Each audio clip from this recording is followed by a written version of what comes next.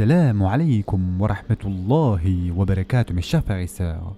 Aujourd'hui, Inch'Allah, nous allons commencer le 6e épisode sur les 25 clés d'une vie heureuse. Nous nous étions arrêtés à la 15e clé qui concerne le fait d'être satisfait d'une journée de dur labeur. En effet, mes chers frères et sœurs en islam, le prophète sallallahu alayhi wa sallam a dit « Par celui qui détient mon âme dans sa main, si l'un d'entre vous portait un fagot de bois sur son dos et le vendait, cela vaudrait mieux pour lui que de tendre la main à quelqu'un qui pourrait lui donner ou non. » Et ce hadith a été rapporté par Bukhari et Muslim. Mes chers frères et sœurs en islam, gagner de l'argent halal est très important. Nous devons travailler dur et gagner suffisamment pour offrir une vie décente à nos familles. Cela nous protège de nombreuses épreuves liées à la pauvreté, tout en nous permettant d'avoir un surplus que nous pouvons dépenser dans le sentier d'Allah Azza wa Jal.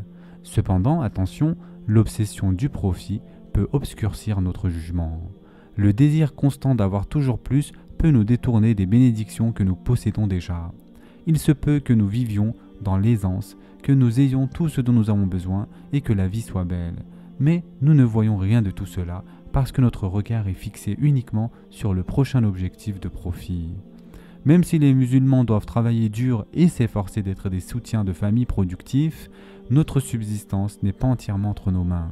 Allah Azza wa Jal nous ordonne de nous efforcer pour gagner notre vie, tout en nous informant qu'il est le pourvoyeur, c'est-à-dire Ar-Razzaq, et qu'il accorde à chacun selon ce qui est le mieux pour son âme. Et parfois, cela ne correspond pas à ce que nous voulons sur le plan matériel.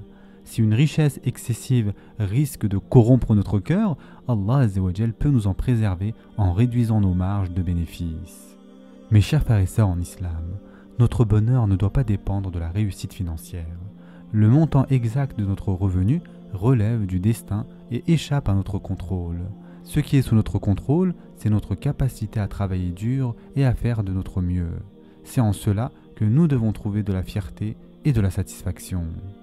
Mes chers frères et sœurs en islam, il faut travailler dur, faire de notre mieux, donner tout ce que nous pouvons et être satisfait de ce qu'Allah Azza wa Jal nous a accordé pour ce jour. C'est une manière plus saine et à long terme plus heureuse de vivre notre quotidien professionnel. De plus, le prophète sallallahu alayhi wa sallam a dit « Sois modéré dans la recherche de ce bas monde, car chacun recevra ce qui lui a été décrété. » Et ce hadith a été rapporté par Al-Bayhaqi. Mes chers frères et sœurs en islam, la 16e clé est le fait de chercher protection contre la pauvreté. Et en effet, le messager d'Allah sallallahu alayhi wa sallam a dit « Ô Allah, je cherche refuge auprès de toi contre la pauvreté, le manque et l'humiliation. Je cherche refuge auprès de toi contre le fait de commettre une injustice ou d'en être victime. » Et ce hadith a été rapporté par Abu Daoud. Beaucoup de musulmans ont la fausse idée que l'islam glorifie la pauvreté. C'est une erreur. Le prophète sallallahu alayhi wa sallam nous a enseigné plusieurs invocations dans lesquelles nous cherchons protection contre la pauvreté. Si la pauvreté était quelque chose de désirable, il ne nous aurait pas appris à demander à Allah Azza wa Jal de nous en préserver. La richesse et la pauvreté sont toutes deux des épreuves d'Allah subhanahu wa ta'ala. Il éprouve certaines personnes par l'une, d'autres par l'autre, et parfois la même personne par les deux à différents moments de sa vie. La pauvreté est une épreuve dont nous devons chercher protection et nous préserver activement, en développant un bon éthique de travail et en faisant de notre mieux chaque jour pour gagner dignement notre vie. En effet, la pauvreté rend une personne vulnérable au péché et aux tentations. Dans le désespoir, certains peuvent être poussés à voler ou à adopter des moyens interdits pour subvenir à leurs besoins. Nous demandons à Allah Azza wa Jal de nous protéger de telles situations et de nous éloigner de cette misère. Notre subsistance est décrétée par Allah Azza wa Jal, mais comme nous ne savons pas ce qui est écrit pour nous, nous devons la rechercher avec des moyens licites et avec des efforts. Le véritable croyant travaille dur et s'efforce de devenir indépendant financièrement. Il ne souhaite pas la pauvreté, mais il recherche une richesse licite qu'il pourra utiliser d'une manière qui plaît à Allah Azza wa Jal. Pour cela, il s'applique au travail, il fait des efforts constants et à la fin de chaque journée, il remercie Allah Azza wa Jal pour ce qu'il lui a accordé. Voici mes chers frères et sœurs en islam, quelques invocations puissantes à réciter chaque jour. Le prophète sallallahu alayhi wa sallam a dit « Ô Allah, suffis-moi avec ce que tu as rendu licite au lieu de ce que tu as interdit et rends-moi indépendant de tout autre que toi. Et ce hadith a été rapporté par Tirmidhi. Ou encore, ô Allah, je cherche refuge auprès de toi contre l'inquiétude et la tristesse, contre l'incapacité et la paresse, contre l'avarice et la lâcheté, contre le fardeau de la dette et la domination des hommes. Et ce hadith a été rapporté par Bukhari. Et enfin, ô Allah, je cherche refuge auprès de toi contre la mécréance et la pauvreté. Je cherche refuge auprès de toi contre le châtiment de la tombe. Il n'y a de divinité digne d'adoration en dehors de toi. Et ce hadith a été rapporté par Abu Daoud. Donc pour résumer mes chers frères et sœurs en islam, la pauvreté n'est pas une vertu en soi, c'est une épreuve. La richesse halal est un moyen de faire le bien. Et enfin, l'islam nous enseigne à chercher une vie digne, indépendante et productive tout en plaçant notre confiance en Allah Azza wa Jal. Pour terminer mes chers frères et sœurs en islam, voyons la 17e clé, qui est le fait de s'assurer que la nourriture et nos richesses sont halal. En effet, le messager d'Allah sallallahu alayhi wa sallam a un jour mentionné la parabole d'un homme qui, ayant voyagé longuement, est ébouriffé et couvert de poussière, et qui tend ses mains vers le ciel en disant « Ô Seigneur, alors que sa nourriture est haram, sa boisson est haram, ses vêtements sont haram, et il a été nourri avec du haram.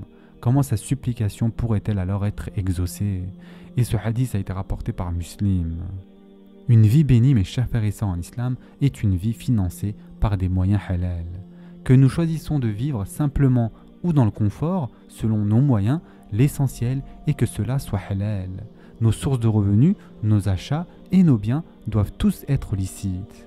De nos jours, beaucoup s'obsèdent sur le fait que la viande soit halal, mais trop peu se préoccupent de s'assurer que l'argent utilisé pour acheter cette viande l'est aussi.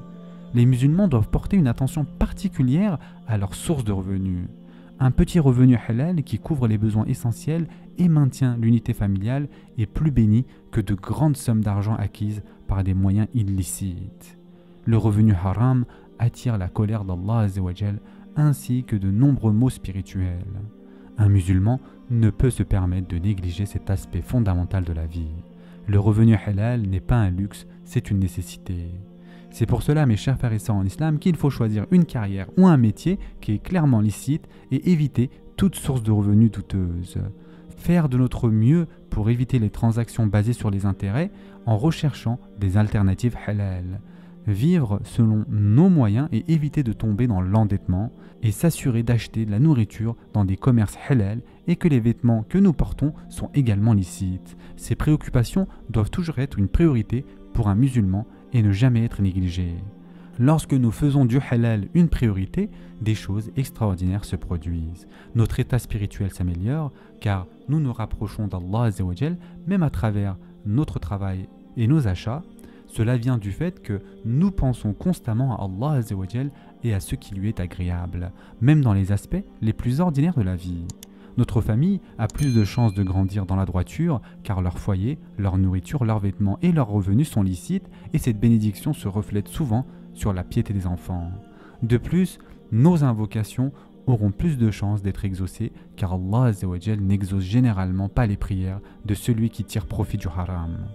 Donnons donc la priorité au halal et nous verrons que notre vie sera remplie de bénédictions, de satisfaction et de paix intérieure. Ce sera tout pour aujourd'hui. En attendant, prenez soin de vous mes chers frères et sœurs et à très prochainement, Inch'Allah.